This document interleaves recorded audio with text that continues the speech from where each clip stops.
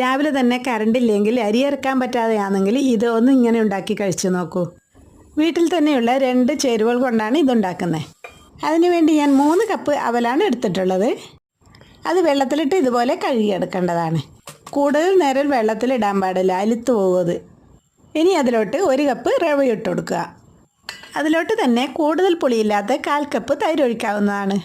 ഇനി അതിലോട്ട് കട്ട് ചെയ്ത് വെച്ച പച്ചമുളക് ഇട്ട് 1/4 സ്പൂൺ മഞ്ഞൾപ്പൊടിയും 1 സ്പൂൺ മുളക് പൊടിയും, ഞാനിവിടെ കാശ്മീരി മുളക് പൊടിയാണ് ഇട്ടിട്ടുള്ളത്, 1/2 സ്പൂൺ മല്ലിപ്പൊടിയും ആവശ്യത്തിന് ഉപ്പിട്ട് നന്നായി മിക്സ് ചെയ്യുക. ഞാനിവിടെ കറിവേപ്പില ഇടാൻ വിട്ടുപോയതാണ്, അത് ലാസ്റ്റാണ് ഇട്ടിട്ടുള്ളത്. കഴിവതും വെള്ളം ചേർക്കാതെയാണ് മിക്സ് ചെയ്യേണ്ടത്. അവലിൻ്റെ നനവും തൈര് ഒഴിച്ചത് കാരണം അതിനോട് തന്നെ കുഴച്ചെടുക്കാവുന്നതാണ്. വെള്ളം ചേർത്താൽ ഇത് കൈക്കൊട്ടി പിടിക്കും, അതുകൊണ്ടാണ് വെള്ളം ചേർക്കേണ്ടതെന്ന് പറഞ്ഞത്. ഇനി ഇത് ഇതുപോലെ ആയി കിട്ടിയതിന് ശേഷം ഓരോ ഉരുളകളായി കൈകൊണ്ട് ഇതുപോലെ പ്രസ് ചെയ്തെടുക്കണം. കൈകൊണ്ട് പ്രസ് ചെയ്തെടുക്കുമ്പോൾ കുറച്ച് കട്ടിയോടുകൂടി ചെയ്തെടുക്കണം.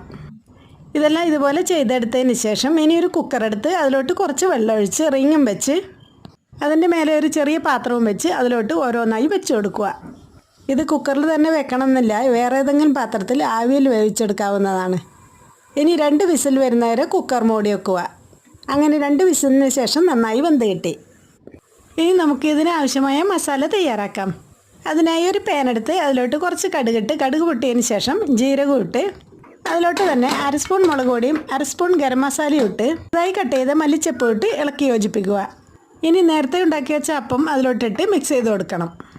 രാവിലെ ആയാലും വൈകുന്നേരം ആയാലും എളുപ്പത്തിൽ ഉണ്ടാക്കി കഴിക്കാവുന്നതാണ്. ഇതിന് കറിയുടെ ആവശ്യമില്ല. ഇത് മിക്സ് ചെയ്യുമ്പോൾ ഇങ്ങനെ മിക്സ് ചെയ്യണം. എങ്ങനെയുണ്ട് എൻ്റെ മിക്സിങ്? എല്ലാ മസാലയും അപ്പത്തിന് നന്നായി പിടിച്ചിട്ടുണ്ട് ഇങ്ങനെ ചെയ്തതുകൊണ്ട്. അപ്പോൾ ഇത് ഉണ്ടാക്കി എങ്ങനെയുണ്ടെന്ന് അഭിപ്രായം കമൻറ്റ് ബോക്സിൽ രേഖപ്പെടുത്തണേ.